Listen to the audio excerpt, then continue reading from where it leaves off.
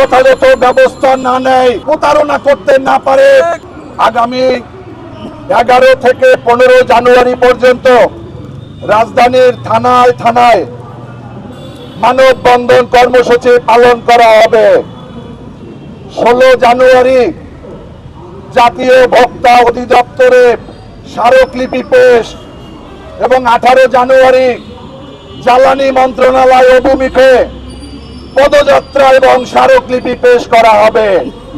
এর মধ্যেও যদি সরকার যথাযথ ব্যবস্থা না নেয়, এই গ্যাস সংকটের সমাধান না করে, তাহলে আমরা আমাদের সামর্থ্য যতটুকু আছে, আমরা বিশ্বাস করি আজকে আমাদের এখানে উপস্থিতি অল্প হতে পারে, আমাদের বক্তব্য, আমাদের দাবি, আমাদের চাওয়া, আমাদের প্রত্যাশা কোনো অংশে কম নয় এবং এটা এদেশের শুধুমাত্র মানুষের দাবি নয়, এটা গণমানুষের দাবি, এটা আমাদের একমাত্র দাবি।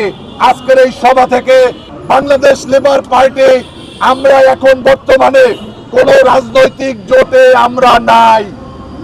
বাংলাদেশ লেবার পার্টি আমরা 20টি আসনে আনারস মার্কায় আমরা প্রার্থী দিয়েছি।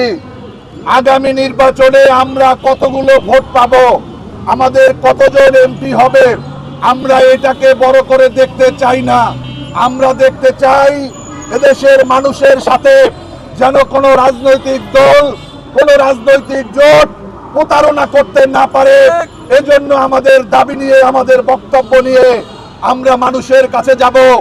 আমরা দ্রব্যমূল্যে ঊর্ধ্বগতির জন্য আমরা এই আমাদের হাসপাতালগুলো, আমাদের স্বাস্থ্য খাতের দুর্নীতি, আমাদের এই যে গ্যাস, তেল, বিদ্যুৎ সহ যে সমস্ত নাগরিক সমস্যা আছে, এই দাবিগুলো নিয়ে আমরা আমাদের প্রত্যেকটা নির্বাচনী এলাকা এবং রাজপথে আমরা সরব থাকব। আপনাদের সবাইকে ধন্যবাদ। আপনারা আমাদের এই কর্মসূচিগুলোতে আপনারা উপস্থিত থাকবেন। আল্লাহ হাফেজ। বাংলাদেশ জিন্দাবাদ।